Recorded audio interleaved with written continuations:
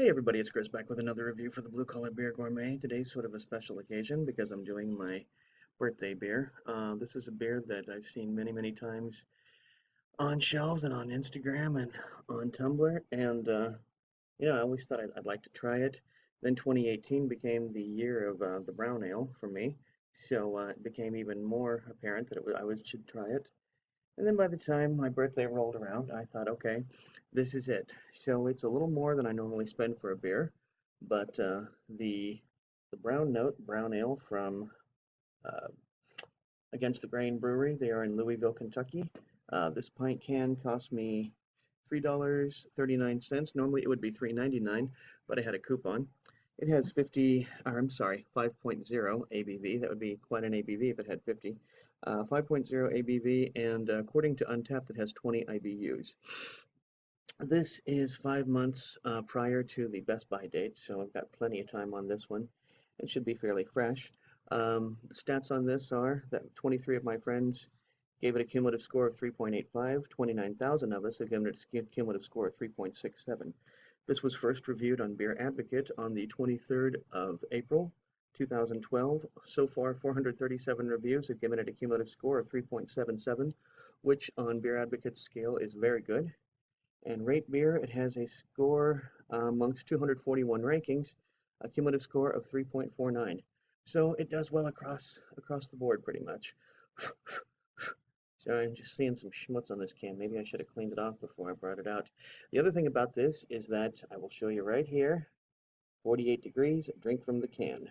So when a brewer tells me to drink a beer directly from the can, that's exactly what I do, despite the fact that I do like to pour my beers into proper glassware. And this is one of those instances where they're supposed to take it directly to the head, and that's what I'm going to do.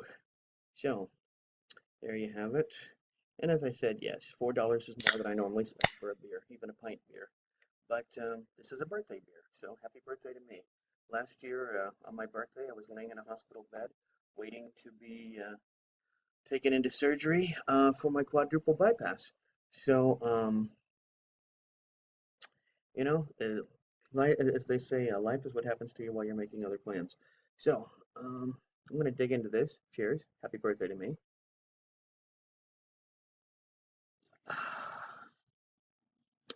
Mmm, that's good. That's nutty. That's roasty. It's not chocolatey. Thing about brown ales, and since this has been the year of the brown ale, I've been doing a fair amount of research on them. Truth of the matter is, it's almost it's sort of a catch-all category. Red ales end up falling into brown ales. There's brown ale mild. There's brown ale strong. Some even consider porters and stouts brown ales. Um, but this is an English brown ale, and English brown ales were basically they were taken out of favor. Had something to do with the malting process. I haven't had enough time to research the whole thing, but there was some law that was passed that made the getting the malt that you need for a brown ale almost impossible, and that's why they went from pale. That's why there was suddenly an emergence of pale beers in England because the brown ales became so difficult to make. I want to show you this can. I forgot to do that. I got some serious sun coming from my neighbor's window, but there it is, the brown note. As you can see, or actually, I'm sorry, this is an American brown ale I'm seeing now in the waistband of his underwear. But it's a hysterical can. It's a hysterical name for a beer. Those of you who watch South Park regularly know the brown note. The brown note is actually a note that you're supposed to be able to, if you hit the note just right, it releases the bowels of anyone who hears it. So you end up shitting yourself. And it says on this can, this is the brown ale to end all brown ales. Enjoy it because there's no longer any reason to drink another brown ale. You've reached the pinnacle, the disco bump, the brown note. Drink this beer or shit yourself trying. So there you go. That's a good beer. It's kind of weird to drink out of a can anymore. I almost never drink out of a can. But that is very good. It's roasty. It's sweet. I'm going to describe that as a medium-low mouthfeel. Maybe even I'd go so far as a low mouthfeel. There's no alcohol burn. 5.0, you don't really expect much of an alcohol burn.